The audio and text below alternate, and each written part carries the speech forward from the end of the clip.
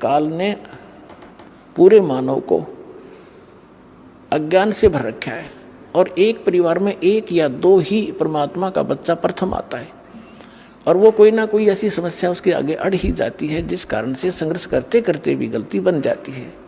तो फिर उसके लिए बताया जाता दोबारा उपदेश ले और आगे भगवान को याद करके और मर्यादाएं खंड नहीं करना, नहीं तो भक्ति नहीं चलेगी।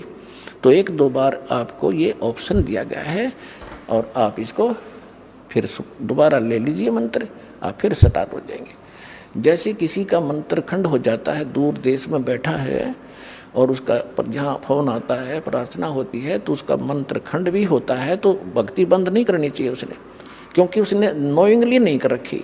तो फिर उसका जो डिपॉजिट होगी भक्ति वो सुचारू कर दी जाएगी, वो उस ओरिजिनल अकाउंट में आपकी आ जाएगी। जैसे बैंक में कई बार पैसे डाल दिए जाते हैं, कोई नंबर अकाउंट का गलत हो जाता है, बाकी एड्रेस सही है, तो फिर जाकर उसको शुद्ध करा लिया जाता है और मूल अकाउंट में आ जाता है फिर वो। तो ऐसे आप कई एक भगत कह रहा था जी, मेरे को ना किसी ने बारात में गया हुआ था और कैंपा कोला में बियर डाल दी, मेरा नाम खंड हो गया। उसके घर वाले कह रहे थे जो फिर शराब पीने लग गया। फिर वो आया, जब उससे पूछा भाई ऐसी गलती क्यों करी, कहने लगा जी मेरे साथ ऐसे ऐसे धोखा हो गया। फिर मैंने सोचा टूटता गया पी ले छक्के कोई बात हुई है मूर्ख आदमी। अब जैसे किसी के पैर पे गलती से कोई पत्थर गिर गया और उंगली का चोट लाएगी तो सारे टांग ने तोड़ ले, फिरते टूटता गई है थोड़ी सी है, बिना अकल की बात तुम्हारी। तो उसको ऐसा नहीं करना चाहिए। वो खंड आपने किया नहीं, किसी कारण से हो गया तो वो खंड भी नहीं होता ऐसे। अगर किसी ने आपके साथ धोखा किया है तो आपका नाम खंडित नहीं हुआ। फिर भी शंका बनी है तो सुचारू करवा लीजिए, वो कोई दिक्कत नहीं। और भक्ति नहीं छोड़नी चाहिए, वो करती रहनी चाहिए। किसी भी कारण से खंडित हो भी गया है, साधना करते रहिए, लेकिन इस उद्देश्य से कि फिर माफ़ी मांगूंगा या घर बैठ के करते रहे तो बिल्कुल कभी अकाउंट आपका नहीं जुड़ेगा, सदा के लिए खत्म हो जाएगा। इसलिए ऑप्शन दिया गया कि दोबारा आके सुचारू करवा लीजिए और दीक्षा अपनी फिर से चालू कराइए कनेक्शन। प्यारी बात कही है कबीर परमेश्वर कहते हैं उस काल को कहा था जो यहाँ का मालिक है, ब्रह्म है, जो हमें यहाँ दुखी कर रहा है, पीड़ रहा है, गुमराह करके फंसा रखा है, उसको कहा था कि जब तक हंस मेरी आत्मा मेरी मर्यादा में रहेंगे, मेरा नाम खंड नहीं होगा, तब तक तो तेरा कोई तीर मेरे भक्त पर नहीं लग सकता, तो उसको किसी प्रकार दुखी नहीं कर सकता। तो काल ने कहा था प्रभु जो नाम खंड कर देगा विलिंगली, तो उसको तो मैं नहीं छोड़ूंगा। तो परमात्मा ने कहा था भाई जब लग हंसा हमरी आना और काल लगैली तेरा बाना, कहे कबीर सुनो धर्मराया हम शंखों हंसा पद।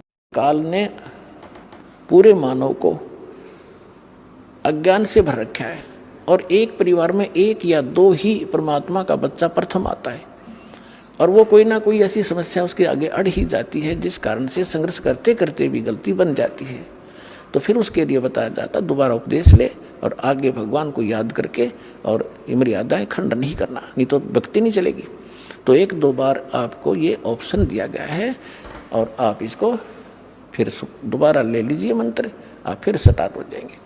जैसे किसी का मंत्र खंड हो जाता है, दूर देश में बैठा है और उसका जहाँ फोन आता है, प्रार्थना होती है तो उसका मंत्र खंड भी होता है, तो भक्ति बंद नहीं करनी चाहिए उसने, क्योंकि उसने नोइंगली नहीं कर रखी।